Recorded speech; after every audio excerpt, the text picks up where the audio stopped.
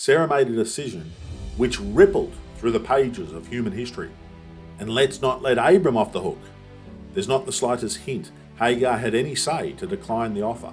We'd rightfully call this rape, and the chickens came home to roost. Abram's sin had found him out, and poor Hagar bears the brunt of Abram's unfaithfulness. Hagar is a great example to all of us. Without hesitation, simply fall into line with his will. Ishmael means El or God is. The father of the Arabs was Ishmael, a wild, unstable, warring, donkey-like man. And the founding prophet of the Muslims, Mohammed, a lying, raping, mass-murdering, pedophilic, narcissistic conman. Little wonder the Mideast is in such a mess. We learn from Hagar, even if you've been used, abused, forgotten and overlooked, the God of grace has a plan and purpose for your life. As we journey through Genesis, we hit high spiritual marks and mountaintops. Then we descend to see the failures and sins of men, the deep, dark spiritual valleys. Genesis 15 was a high marker point, as is Genesis 17. But between these two peaks is the valley trough of Genesis 16. In this chapter, we're again exposed to more moral faith failings of Abram. Open your Bibles to Genesis 16 verse 1. I'm reading from the New King James Version. Now Sarah, Abram's wife, had borne him no children, and she had an Egyptian maidservant whose name was Hagar. So Sarah said to Abram, "See now, the Lord has restrained me from bearing children. Please go in to my maid. Perhaps I shall obtain children by her." And Abram heeded the voice of Sarah. When people get desperate, they make unwise decisions. It's difficult for us to fully comprehend the weight of pressure that Sarah and Abram felt. The shame they felt of being childless was immense. To be childless in this culture meant you were a failure. Anyone can have a child, and therefore, if you were childless, you were cursed by the gods. Some undisclosed, grave sin defiled your life. Your childlessness must have been a punishment for your great evil. Sarah believed she had failed her husband by not providing him with an heir. From a state of despondency, Sarah, in her self-inflicted torture, offers her Egyptian maidservant to Abram. Rather than trusting God, she takes matters into her own hands. An important life lesson: be careful making big decisions when you're emotionally distracted or feeling stressed. This is when you're most susceptible to making terrible choices. Sarah made a decision which rippled through the pages of human history. In the 21st century, humanity is still living with the consequences of this rash decision. And let's not let Abram off the hook. Just because Sarah made the offer, a good man should have declined. A spiritual man would have said, "No, you're my wife. We'll leave our destiny in the hands of God." Abram shows a very carnal, fleshly, sinful side to his nature. His 76-year-old wife offers him her likely teenage slave to have sex with. And Abram demonstrates he's just like most other lustful men on the planet. Yes, Abram was under pressure to produce an heir also. And let's be fair, Sarah is freely offering Hagar to Abram. This was a completely acceptable social and societal practice at the time. It's not like I'd be cheating on Sarah. Wrong, Abram. You were cheating on Sarai. You were sinning against her. You were sinning against Hagar. You were sinning against humanity. But worst of all, you were sinning against God. And there have been many dozens of wars and countless deaths, incalculable suffering, all because you couldn't do the moral thing, the right thing, the honourable thing, in this one moment of temptation.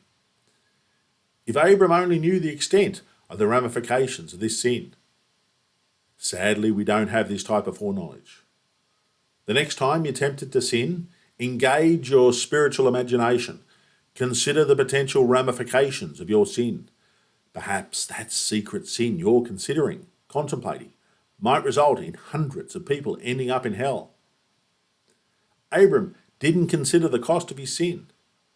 Don't just carelessly fall into willful sin. The full cost of our sin was borne by Jesus at Calvary. If you're tempted, call out to God. Run from evil. Run to the rock of our salvation. Verse 3. Then Sarah, Abram's wife, took Hagar, her maid, the Egyptian, and gave her to her husband Abram to be his wife, after Abram had dwelt 10 years in the land of Canaan. So he went in to Hagar, and she conceived. And when she saw that she had conceived, her mistress became despised in her eyes.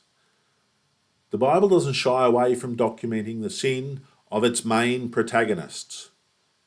Many of the higher critics claim Moses didn't write Genesis in the 15th century BC, but a cluster of Hebrew elites from the 10th through 6th century BC gradually compiled the first 5 books into its present form, from myths and tales verbally passed on from each generation, formally documented into one cohesive book by the time of Judah's return from Babylonian captivity. These higher critics are a perfect example of highly educated, stupid people. The warts and all accounts ring of the accurate and authentic nature of these records. It's entirely possible Moses formally documents the oral traditions held by the Hebrew families. It's also possible there were actual handwritten documentary records written by each of the main early Bible figures and handed down generationally till the time of Moses, when Moses puts these writings together. Or maybe God revealed this historical truth to Moses in another way.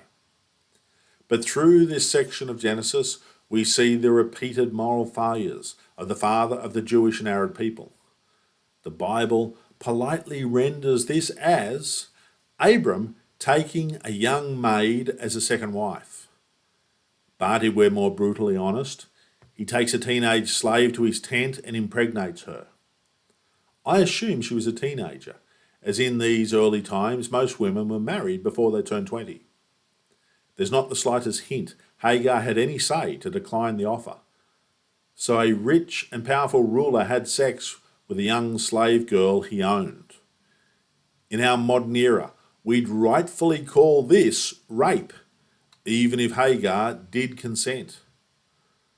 Most Christian teachers aren't quite as frank and blunt with the truth as I've just been.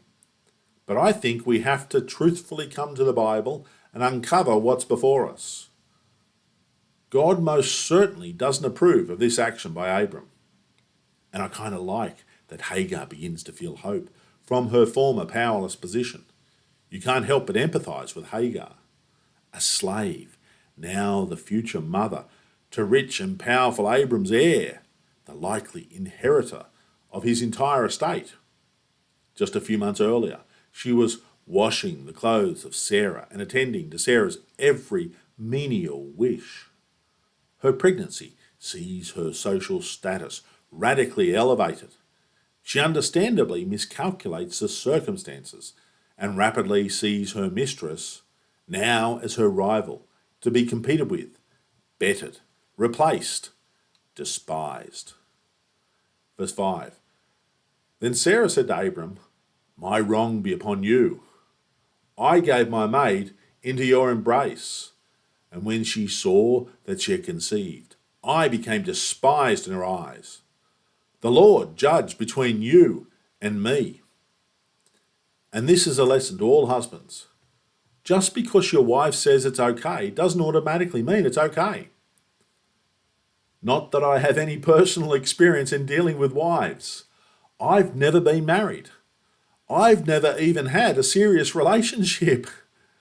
But I've been round long enough to understand wives will often test their husbands. Husbands, be careful of green lights. Sometimes wives are not 100% certain they should give a green light. And I think most of the time men play dumb.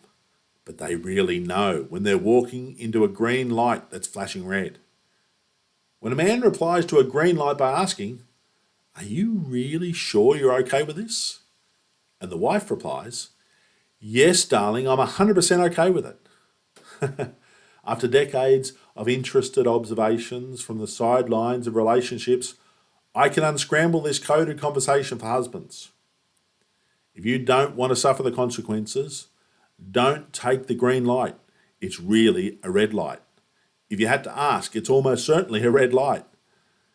Even if she's genuinely okay with the green light. Another thing I've learned in life, women can change their minds fairly quickly. And like with Sarah here, her change of mind has the blame landing firmly and rightly on her husband's head. Verse 6, so Abram said to Sarah, indeed your maid is in your hand. Do to her as you please. And when Sarah dealt harshly with her, she fled from her presence. Paul teaches us in Galatians 4 the symbolism of the free woman and the bondwoman, Sarah and Hagar. The son born to Hagar, Ishmael, was born of the flesh, and the son to be born to Sarai, Isaac, came through promise. They symbolize the two covenants, the law giving birth to bondage, and the new covenant and freedom to be found in Christ. And ultimately, the two women and the two sons could not live in the same house. You see, you can't mix law with the grace of Christ. Abram's in a no-win situation. Here's the dirty little secret of sin. After you sin, you often leave yourself in a lose-lose position. A moment of pleasure, a moment of submitting to temptation can leave you in dark places. Things can quickly spiral out of control. One compromise leads to the next. One lie necessitates another. One shortcut can quickly lead you to a dead end. There's a fine line between pleasure and pain. Other iniquity can be a slow and gradual cooking. You've no sense there's any accumulating consequences to your actions. Perhaps Abram had many pleasurable nights with Hagar. All was going well. All was happy. Sarah had a smile on her face during the day. He spent each night with young Hagar. This is the ultimate victimless crime. Happy days. Until it wasn't, and the chickens came home to roost. Abram's sin had found him out. Sarah was angry. She'd likely never let him forget what he'd done. He had to abandon Hagar and limit his relationship with his son. Sarah's pain was undoubtedly Abram's fault. Abram had caused this strife between Sarah and Hagar, and poor Hagar bears the brunt of Abram's unfaithfulness. Unfairly, often women do bear the burden of the sins of men. Possibly Hagar was beaten, or maybe just subjected to harsh humiliation, bullying, and unfair treatment. Regardless, so unfair was her treatment by Sarah, she felt the urgent need to flee, to escape. Verse 7, now the angel of the Lord found her by a spring of water in the wilderness, by the spring on the way to Shur. And he said, Hagar, Sarah's maid, where have you come from and where are you going? She said, I am fleeing from the presence of my mistress Sarai. In the Old Testament, references to the angel of the Lord are almost certainly speaking of the pre-incarnate Christ. So Jesus, the one who would declare publicly to Israel 2,000 years later, if anyone thirsts, let him come to me and drink. He who believes in me, as the scripture has said, out of his heart will flow rivers of living water. Jesus, the bringer of living water, meets desperate Hagar by the wilderness spring of life-sustaining water. Jesus is ever following the lost sinner, seeking to save. When God asks a question in the Bible, he's never searching for information. He's directing the path of the person he's engaged with. From the basic geography described, Hagar was heading back to Egypt, back to her family. You can almost sense the loving heart of God through this gentle interaction with Hagar. Having named Hagar and her mistress Sarah, Hagar instantly knew this was an encounter with a heavenly being. But there's no sense of the pulsing glory of the Lord sending fear through Hagar as with other such encounters. This has all the hallmarks of a gentle and loving encounter with Jesus. Verse 9, the angel of the Lord said to her, return to your mistress and submit yourself under her hand. Verse 10, then the angel of the Lord said to her, I will multiply your descendants exceedingly, so that they shall not be counted for multitude. Jesus directs Hagar gently back to Sarah and Abram. Hagar had to humbly submit herself to Sarah's authority, submit herself to the will of God, and even though the path may have some hardships, the rewards will be great. God revealed to Hagar, this poor slave girl would be the mother of a great multitude. God would bless her offspring and bring greatness to her heritage as long as she submitted to the will of God. There's not the slightest hint in the text. Hagar wavered in her endeavours. As soon as God revealed his will for her life, she instantly complied. Hagar is a great example to all of us. When we know God's will for our lives, we should, without wavering, without hesitation, simply fall into line with his will. It might mean we face some harsh treatment. We may miss some material, earthly gain, suffer some short-term tribulation, or even mild persecution. But the eternal joy of a life lived well-pleasing to God will bring eternal, immeasurable blessings. Verse 11, and the angel of the Lord said to her, Behold, you are with child, and you shall bear a son. You shall call his name Ishmael, because the Lord has heard your affliction. He shall be a wild man. His hand shall be against every man, and every man's hand against him, and he shall dwell in the presence of all his brethren. Ishmael means El, or God, hears. El, or God, listens. Elohim had heard the cries of Hagar. He heard and saw her afflictions and cared about this poor slave girl. Being in the house of Abram had meant Hagar was exposed to the one true God, Yahweh. If she hadn't been sold into Abram's house, she would have remained in Egypt, worshipping false gods who couldn't hear her prayers. So her slavery resulted in blessings. God is always bringing good from bad situations. This prophecy of the nature of her future son is arresting and monumental. Ishmael would be a wild man. The Amplified Bible rightly says, a wild donkey of a man, stubborn, untrainable, untrustworthy. He'd be a violent man, a man of strife. The remarkable history of the Arab people, and the Muslims of the Middle East in particular, is a complex blend of bloodlines. But Arab Muslims venerate Ishmael, claiming him as their forefather. And Mideast Muslims are a wild and warring people. They live side by side with their brethren, and they've lived a true long history of violence, strife, war, and turmoil. This incredible ancient prophecy given by Jesus is demonstrated weekly in the worldwide news headlines of our day. The progenitor of the Arabs was Abram, a rapist who ultimately abandons this son born from sin. The father of the Arabs was Ishmael, a wild, unstable, warring, donkey-like man. And the founding prophet of the Muslims, Mohammed, if he really existed, according to the Islamists' very own traditions, was the most astounding man. A lying, raping, sex-deranged, mass-murdering, pedophilic, narcissistic con-man, truly momentous, the living embodiment of a wild donkey-like man. Little wonder the Mideast is in such a mess. Verse 13. Then she called the name of the Lord who spoke to her, You are the God who sees. For she said, Have I also here seen him who sees me? Therefore the well was called Bir La Hai Roy. Observe, it is between Kadesh and Bered.